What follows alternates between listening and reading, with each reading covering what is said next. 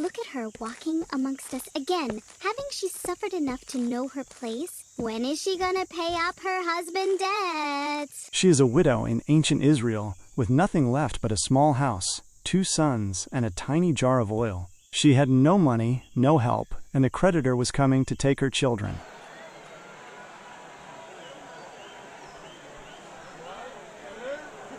And yet, with faith and obedience, she poured that small jar of oil into many vessels, and her life was miraculously saved. Are you struggling under the weight of life's debts, fears, or loss? Stay with me till the end, because in her story, you might just find hope, guidance, and the breakthrough you've been waiting for. The story begins in a small village in ancient Israel, where a woman lived alone with her 2 sons.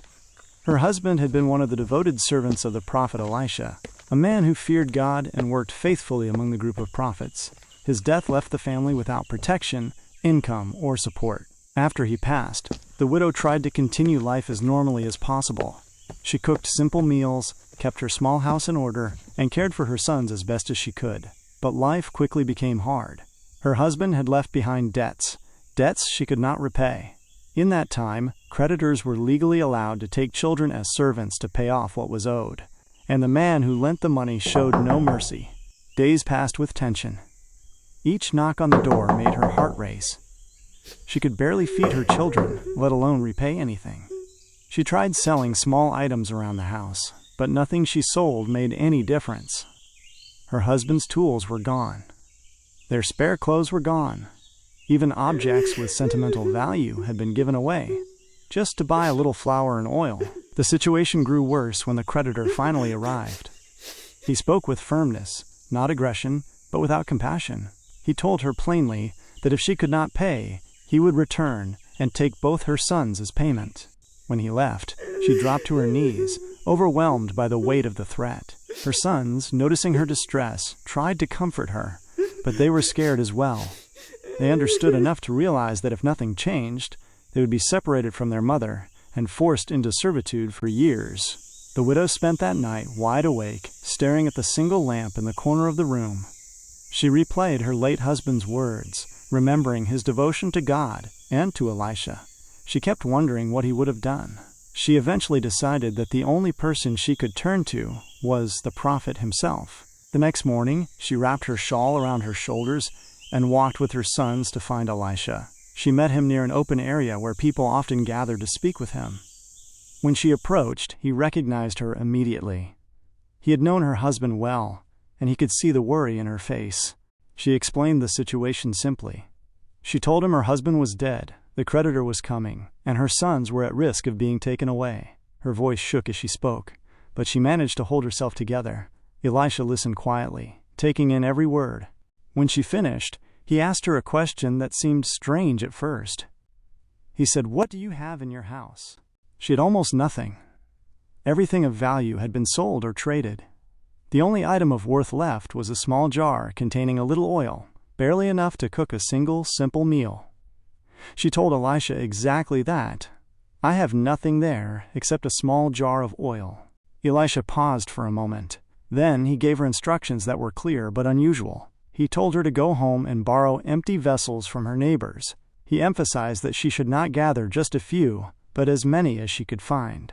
After that, she was to go inside her house with her sons, shut the door, and pour the oil from her small jar into each vessel.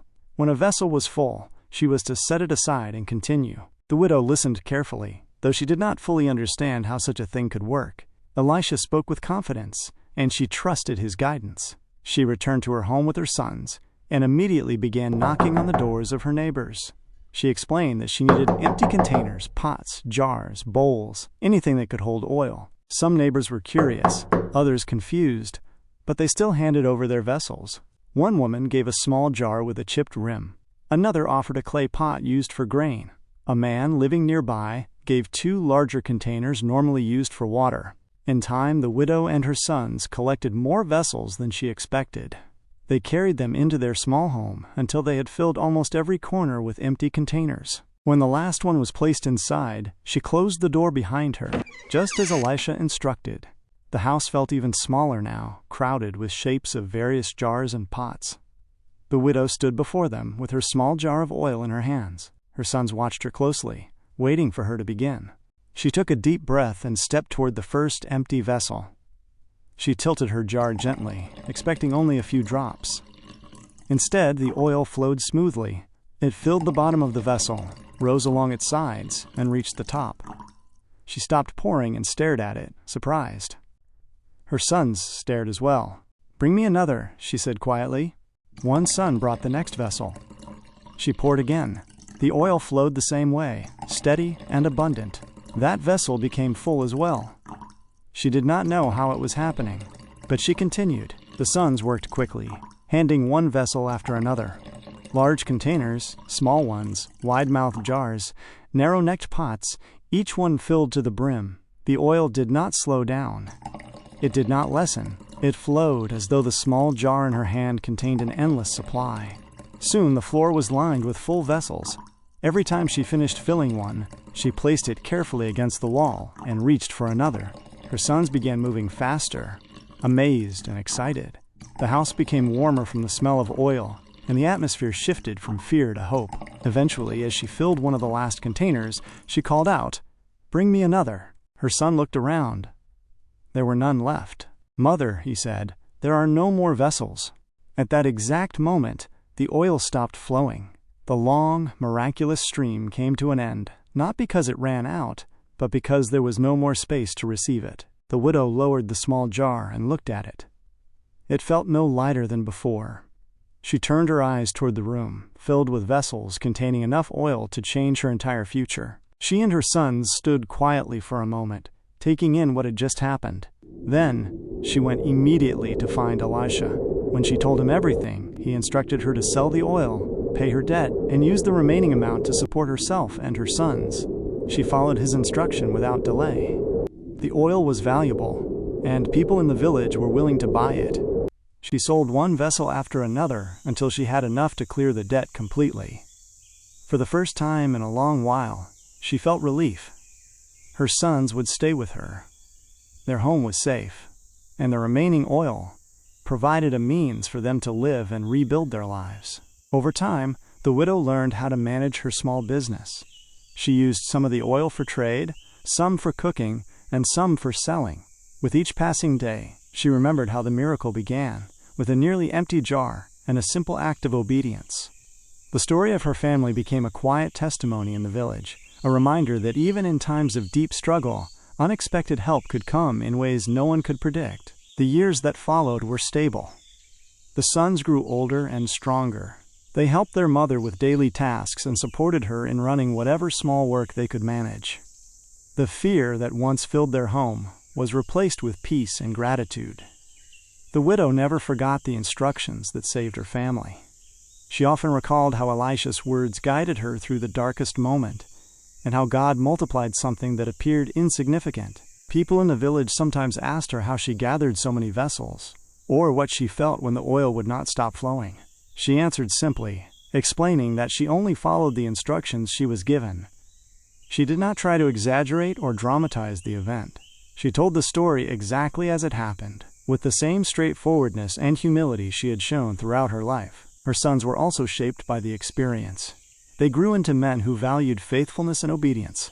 They remembered the moment when the creditor nearly took them away, and they understood that their lives were spared through divine intervention. Their respect for their mother and for the teachings of God deepened over time. The house that once felt empty and hopeless later became a symbol of provision. Every vessel that had been borrowed eventually returned to its owner, cleaned and emptied. But the memory of the miracle stayed with the family forever. The widow often stood at the doorway of her home in the evenings, watching her sons laugh or work together. Grateful for each day she still had them, she carried his legacy forward through perseverance. She honored the memory of his faith by living out her own. She learned that provision does not always appear in grand or dramatic ways. Sometimes it arrives quietly, requiring faith, effort, and the willingness to follow instructions that do not seem logical at first. The miracle of the oil remained one of the most meaningful events in her life. It taught her that even when resources appear insignificant, they can become the starting point for something extraordinary. It reminded her that setbacks are not always the end, and that God often works through what people overlook. As years passed, the widow continued to share this testimony with anyone who needed encouragement. Yet she always told it plainly, without embellishment. She believed that the power of the story was already enough. She did not need to make it dramatic. She simply wanted people to understand that hope can rise from very little, and that obedience opens doors to unexpected solutions. Her life eventually returned to a rhythm that felt normal. She cooked meals, cared for her household, and worked with her sons. But the memory of that day, when she poured oil into vessel after vessel, stayed with her forever. It became a quiet reminder that help can come unexpectedly, and that small acts of faith can change entire futures. Through her journey, the widow learned that God sees what people do not see. While she saw an almost empty jar, God saw the beginning of her breakthrough. While she saw a debt she could not pay, God saw an opportunity to provide. Her willingness to act, despite confusion and fear, opened the way for a miracle that transformed the lives of her entire family.